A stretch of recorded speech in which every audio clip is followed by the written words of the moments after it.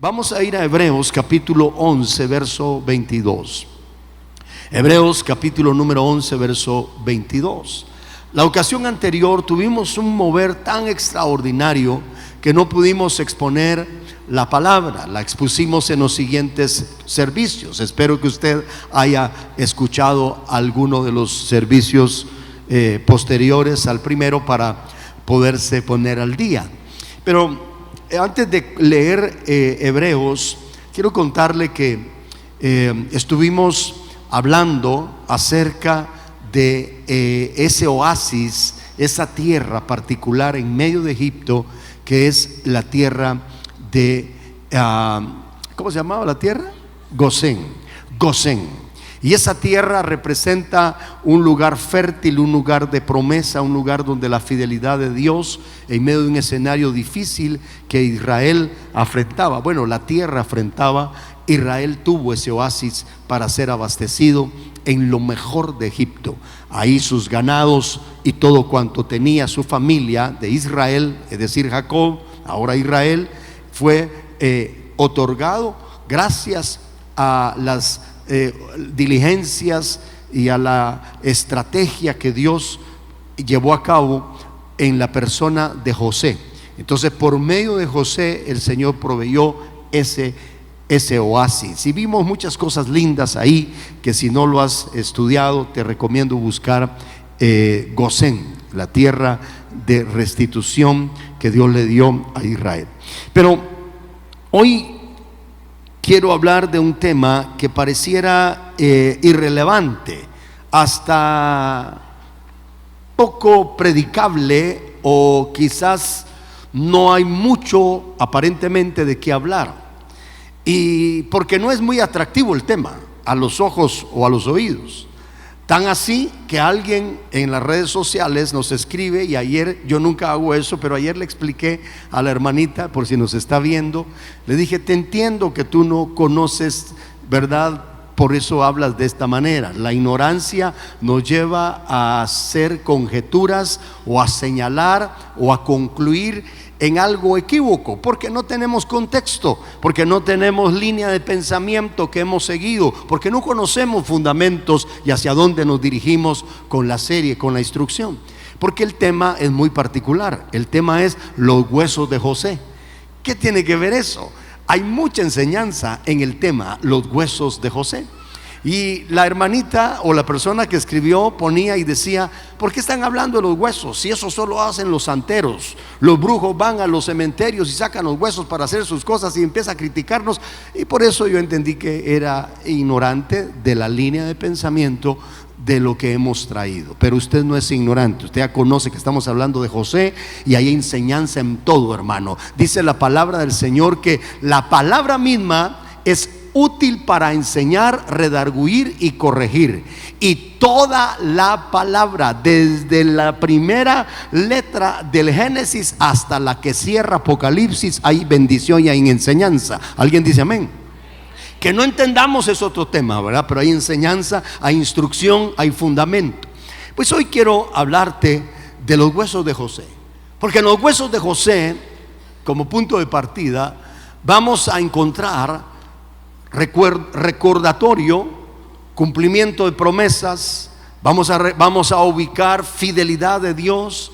Vamos a ubicar, hermano, pacto, incluso diseño que Dios dio a Israel. Todo eso vamos a estudiarlo en estos minutos.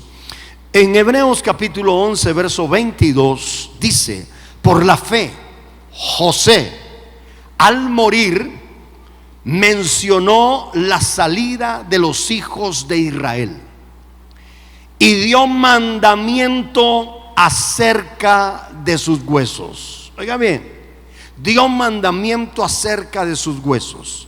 Si alguien solo lee este texto sin conocer el contexto, va a sacar un pretexto para criticar lo que hoy estamos viendo.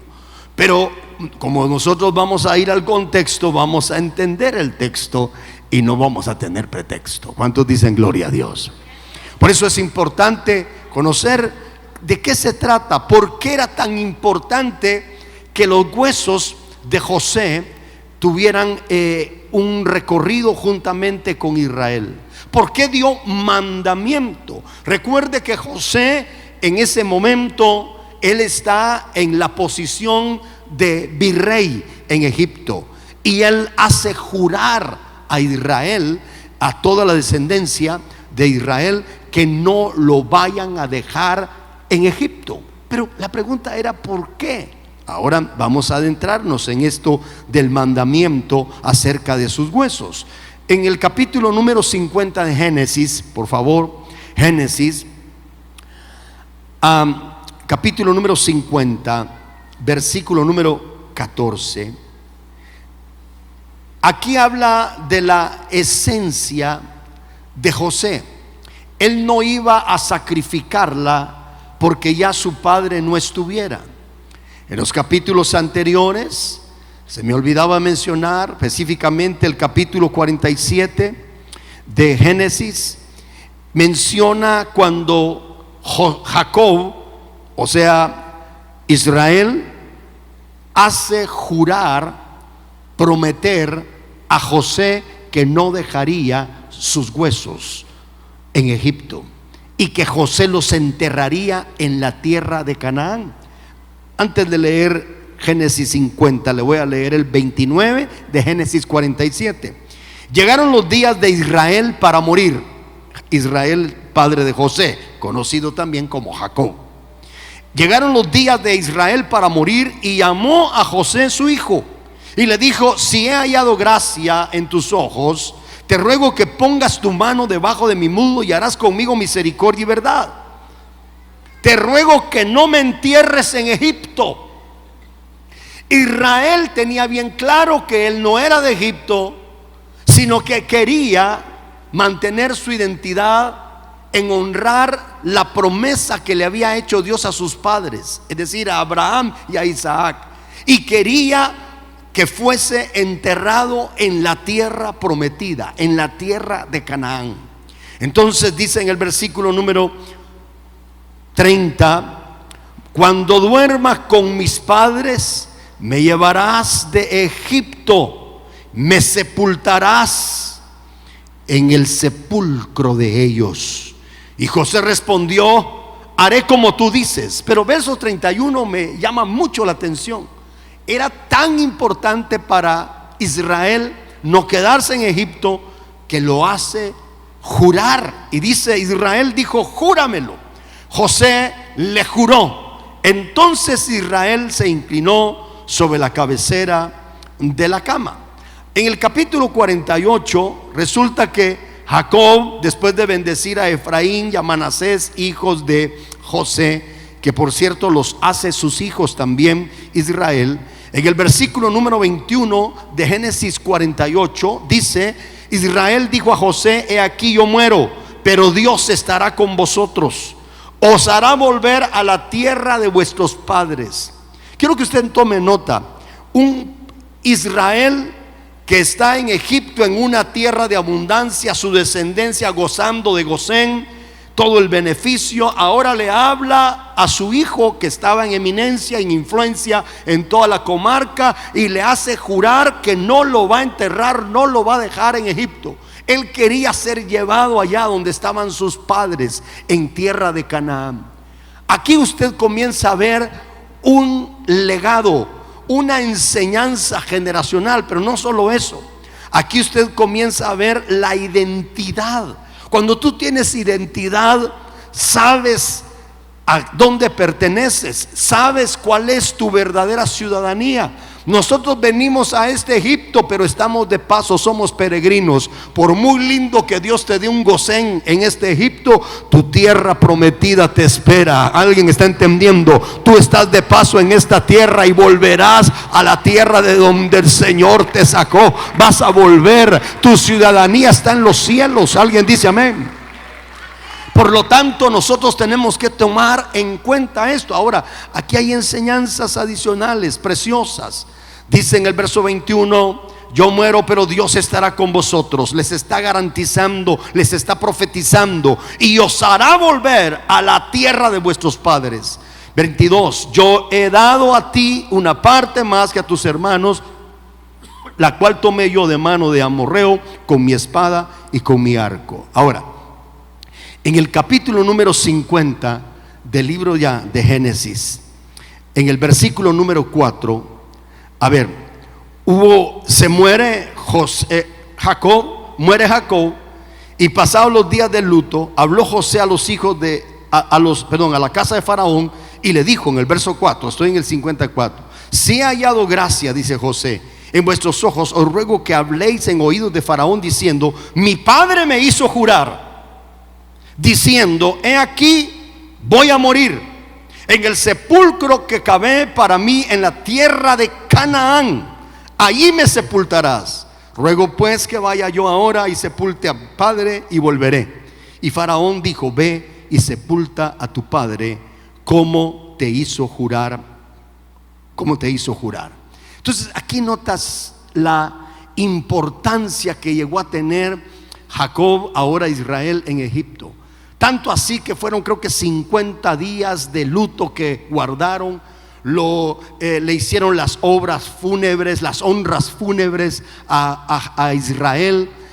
Faraón proveyó muchas cosas para que se fuera en caravana y fuera todo un acontecimiento el poder ir a enterrar a este padre de José, pero en la tierra de Canaán. Él no quería la tierra de Egipto. Cuando yo me fui a investigar un poquito más atrás, no lo voy a leer por el tiempo, ¿quién era el padre de Jacob? Fue Isaac. Y cuando fui a ver cómo fue la muerte de Isaac, resulta que lo enterraron en el mismo espacio, en la misma región donde estuvo enterrado su padre, el padre de Isaac, es decir, Abraham. Quienes lo enterraron, óigame bien, fue Jacob y Esaú. Ambos dice que enterraron a su padre Isaac en la misma región donde estaba Abraham. Entonces, si tú te das cuenta, Abraham enterrado en la tierra de Canaán, Isaac enterrado por sus hijos Jacob y Esaú en la tierra de Canaán. Ahora Jacob vuelve y le dice: quiero que me entierres, y le saca juramento a José que lo entierre en la tierra prometida, en la tierra de Canaán. Ese punto a mí me llama mucho la atención porque es un punto generacional. Dios es un Dios de Abraham, de Isaac y de Jacob. Pero te voy a decir algo: a veces quisiéramos que los nuestros continuaran con un legado, con una sucesión de acciones que quisiéramos que hicieran, pero si nosotros no les pusimos la plana con relación a lo que hicimos con nuestros padres, difícilmente tendrán un patrón a seguir nuestros hijos, porque el mejor mensaje no es el que se dice, sino el que se muestra. Entonces vea por favor, murió Isaac y sus hijos, es decir, Jacob y Esaú, que Jacob llegó a ser Israel. Lo enterraron donde estaba su padre Abraham. Muere entonces ahora Jacob y saca promesa, juramento de su hijo. ¿Y qué hizo su hijo? Con todos esos honores lo llevó a enterrar. Ahora quiero que ya adentremos al tema. Versículo 14. Aquí hay una gran preocupación en los hermanos. Los hermanos de José dijeron: ahora que no está nuestro padre, sin duda va a cambiar de opinión, sin duda va a arremeter contra nosotros por todo el mal que le hicimos a José. Los hermanos de José estaban atemorizados, pero a mí me llama mucho la atención que la esencia de José no cambió. Había una esencia porque él conocía el macroplan. Recuerde que José formaba parte de las piezas de Dios para preservar la descendencia de Israel. José tenía que estar en ese lugar. Él sabía su asignación. Cuando tú tienes relación con Dios, cuando tú tienes comunión con Dios y Dios te da cierta posición, cierta influencia y asignación, conoces el plan. Aunque otros atenten en contra tuya, sabes que todo contribuirá para bien, porque todas las cosas cooperan para bien a los que aman a Dios. Oiga bien, a los que son llamados conforme a su propósito, dice Romanos 8. Alguien dice amén. Todo te coopera bien aunque no lo entiendas. La cisterna cooperó para bien, la vendida cooperó para bien, la difamación allá de la esposa de Potifar cooperó para bien, aún la cárcel cooperó para bien. Todo eso, hermano, la revelación que él tenía, la interpretación de los sueños cooperó para bien, lo posicionó, y usted sabe la historia. Ahora, quiero que vea acá, después de haber enterrado, verso 14, capítulo 50 de Génesis, después de haber enterrado a Jacob, José regresó a Egipto junto con sus hermanos y todos los que lo habían acompañado al entierro de su padre. Fue todo un acontecimiento. Los hermanos entonces, atemorizados, dice en el verso número 15: pero ahora que su padre había muerto, los hermanos de José tuvieron temor o tuvieron miedo. Y se decían: ahora José mostrará su enojo y se vengará por todo el mal que le hicimos. Ellos dijeron: de seguro va a cambiar de opinión. Pero José tenía una esencia, porque entendía el macroplan divino y no podía sacrificar su esencia. Él no podía corresponderles igual. Acuérdense que José es un tipo de Cristo. Dice la palabra que al Señor Jesucristo, cuando le maldecían, él no maldecía. Cuando le injuriaban, no hacía lo mismo. Remitía su causa al que juzga con justicia, porque él, hermano amado, no podía sacrificar su esencia. Dice la Escritura, hablando del Señor, que si nosotros le negáramos, Él nos negará. Si nos avergonzamos de Él, Él se avergonzará de nosotros. Pero hay algo que no puede hacer, porque va en contra de su esencia, y es: si nosotros fuésemos infieles para con Él, Él permanece fiel para con nosotros, porque no puede negarse a sí mismo. La esencia de la fidelidad del Señor, Él no puede ser infiel. Alguien dice amén. Él es fiel a pesar de. Entonces vea usted acá la importancia de esto. Y dice entonces: ellos atemorizados, ahora mostrará su enojo, vengará por todo el mal que le hicimos. 16. Entonces enviaron a José un mensaje que decía: antes de morir tu padre nos mandó que te dijéramos: por favor, perdona a tus hermanos por el gran mal que te hicieron, por el pecado de haberte tratado con tanta crueldad.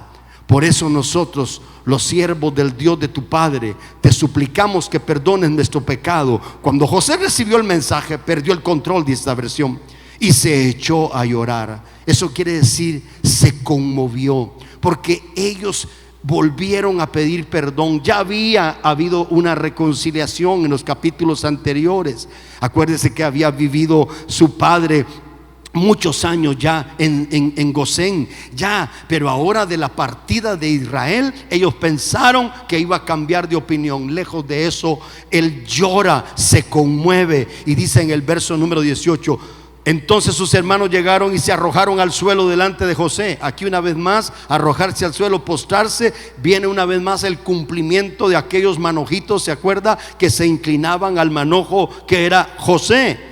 Míranos como tus esclavos. Verso 19. José les respondió: no tengan miedo, ¿acaso soy Dios para castigarlos? José conocía su esencia y conocía sus límites. No era Dios para tratarlos así. Es algo así como decir: si ustedes van a recibir un trato, se los va a dar Dios y no yo. Yo recuerdo el macroplan, entiendo que soy parte en el plan de Dios a ustedes mismos. Y les recuerda, vea el verso número 20: entonces ustedes se propusieron hacerme mal, pero Dios dispuso todo para bien. Él me puso en este cargo para que yo pudiese salvar la vida de muchas personas, incluyendo la de ellos. No tengan miedo, les dice. Verso número 21: yo seguiré cuidando de ustedes y de sus hijos. Y les habló con amor, así que hablándoles con ternura, dice esta versión, y bondad, les confortó. Qué lindo, no les pagó mal por mal, sino que venció con el bien el mal. Eso dice la palabra. Cuando tu enemigo tiene hambre, dale de comer. Cuando tu enemigo tiene sed, dale de beber. Ascuas de fuego amontona, dice el Nuevo Testamento, sobre su cabeza. Dios nos llamó a bendecir. No puedes sacrificar tu esencia actuando con maldad y con venganza lo que aparentemente te hicieron. Si tú entiendes que eres un José, que Dios te puso en un lugar de influencia y de bendición y viviste etapas difíciles, no almacenes resentimiento contra aquellos que aparentemente fueron crueles contra ti, porque entiende que hay un macroplan. Por favor, diga macroplan. Es el gran plan. El plan era preservación de vida, preservación de la descendencia de Israel. Avancemos un poquito más. Entonces dice, verso número 22: José y sus hermanos con sus familias siguieron viviendo en Egipto. José vivió hasta los 110 años de edad, 23.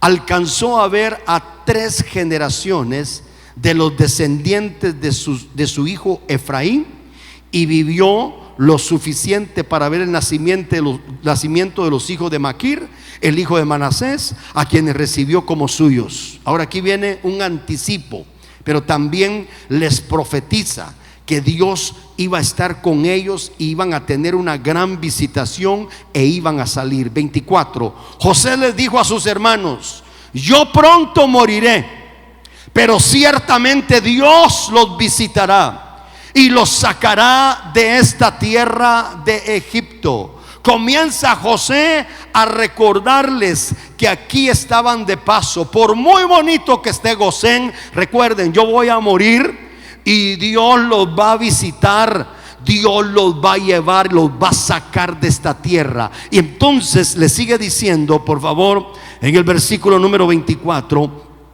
pronto moriré, Dios los visitará, Él los hará volver a la tierra que solemnemente prometió dar a Abraham, a Isaac y a Jacob. Nuevamente las generaciones. Y entonces hace algo José en el 25. Entonces José hizo jurar a los hijos de Israel y les dijo: cuando Dios venga a ayudarlos y los lleve de regreso, deben llevarse mis huesos con ustedes. Ay, hermano, eso me conmueve, porque él también sabía, como su padre, que no pertenecía a Egipto, pertenecía a Canaán. Él no quería quedarse. Te voy a decir algo una vez más: por muy lindo que sea este planeta, tú no perteneces acá. Es más, un día va a sonar la trompeta y el Señor se va a llevar tus huesos. Si es que estás muerto, si no, te va a transformar, porque perteneces a un Canaán celestial. Denle un aplauso al Señor.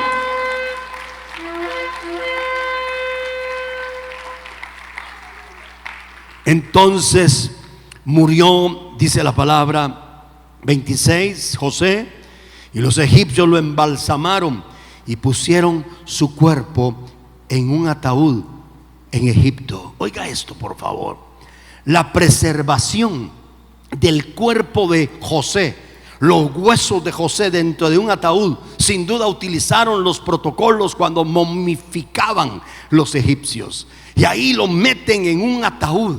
Cada vez que Israel, los descendientes de Israel, veían el ataúd, estaban recordando: Dios nos va a visitar, Dios nos sostuvo en este tiempo y nos va a sostener en otro. Dios ha estado con nosotros y estará con nosotros. Hay una promesa y un juramento que le hicimos a José, porque José tenía fe. Por eso dice Hebreos que por la fe hizo jurar a los hijos de Israel con respecto a sus huesos, porque él quería que sus huesos fueran también llevados a la tierra prometida. Entonces yo quiero que usted vea esto, por favor, las enseñanzas que hay en los huesos de José. Durante todavía el recorrido, que pasaron más de 100 años todavía, fíjese cuántos murieron en el camino, cuántas personas nacían y morían durante ese periodo antes de partir, antes que llegase la salida, el éxodo clásico de Israel. Antes de eso, hermano, toda la gente que nacía y moría recibía la enseñanza de sus padres y les decía: ese ataúd que ves ahí estuvo nuestro padre José, y José nos hizo jurar que llevaríamos sus huesos a la tierra de sus padres, donde está enterrado Jacob, donde está enterrado Isaac, donde está enterrado Abraham. Ellos tenían siempre la promesa. Te voy a decir algo: los huesos de José se volvieron, era una acción de fe, pero se volvió como un acontecimiento profético. Por favor, no vaya a andar usted yendo a sacar huesos a ningún cementerio, ¿verdad?, para hacer un acto profético. No se trata de eso. Es una representación en la soberana permisión de Dios en ese tiempo. Pero el mensaje era anunciarles fidelidad de parte de Dios. ¿Alguien dice amén? Ahora bien, vea el recorrido. En el capítulo número 13 de Éxodo, rápidamente, llega el tiempo de la partida. Mueren los primogénitos de Egipto. Y en el capítulo 13 de Éxodo, verso 19, ya con Moisés al frente. Porque le voy a hacer un paréntesis aquí, pero eso lleva tiempo, hermano, y no tengo tiempo, y con eso voy a terminar. Pero después de la muerte de Faraón, que sí conoció a José, nacieron otros faraones que no conocieron a José, y esos se volvieron atemorizados. Por eso el faraón que castiga a Israel no es el mismo que atendió a José y fue benévolo con él en el macroplan divino. Es otro faraón. Ya había muerto el primero, y este no conocía a José. Por eso cuando vio que Israel florecía, se multiplicaba, dijo: no, estos están creciendo demasiado. Se sintió atemorizado. No vaya a ser que venga enemigo contra nosotros y estos se unan y peleen contra nosotros. Por eso quiso matar, y mató más bien a los niños de 2 años para abajo, y fue una tremenda esclavitud en la cual puso a Israel, y usted ya conoce la historia. Pero en el capítulo 13, y con esto voy a terminar, de Éxodo, tomó también consigo Moisés, verso 19. Tomó consigo Moisés los huesos de José, el cual había juramentado a los hijos de Israel, diciendo: Dios ciertamente os visitará, y haréis subir mis huesos de aquí con vosotros. Partieron de Sucot, acamparon en Etam, a la entrada del desierto, y allí iba delante de ellos de día en una columna, iba el Señor de nube para guiarlos en el camino, y de noche en una columna de fuego para alumbrarles, a fin de que anduviesen de día y de noche. Nunca se apartó de delante del pueblo la columna de nube de día, ni de noche la columna de fuego. Ahora bien, en toda esa travesía, el ataúd de ver, y se imagina usted, toda esa multitud se turnaban cargando los huesos de José. Allá iban con los huesos de José. Cuando salieron, pasaron el desierto, pasaron el mar, cruzan el mar, está la danza de María y todo el asunto que usted conoce. Siguen con los huesos en los hombros.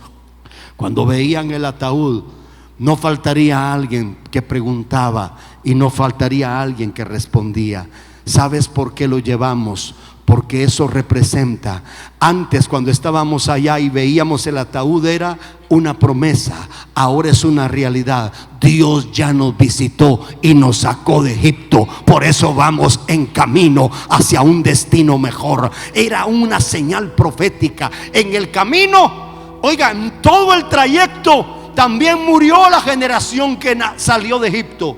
Pero como ellos trasladaban los mensajes, entonces la siguiente generación que nació en Egipto, hermano, al recibir y ver esos niños, ese ataúd, se preguntaban: ¿y esto qué significa? ¿Sabes lo que significa? Que si Dios cuidó de su pueblo Israel en Egipto, nos va a cuidar aquí en la trayectoria. Eso representa que cuidó Dios a través de ese hombre llamado José. Nos proveyó, nos sustentó. Ahora hay una promesa que se va a cumplir. Vamos a llegar a Canaán, porque este hombre de fe dijo: no dejen mis huesos aquí, entierren enciérrenme en la tierra de mis padres, en la tierra prometida. En otras palabras, vamos de una forma temporal en el desierto porque vamos a llegar a Canaán. Hay una promesa, alguien está entendiendo. Era un acontecimiento profético.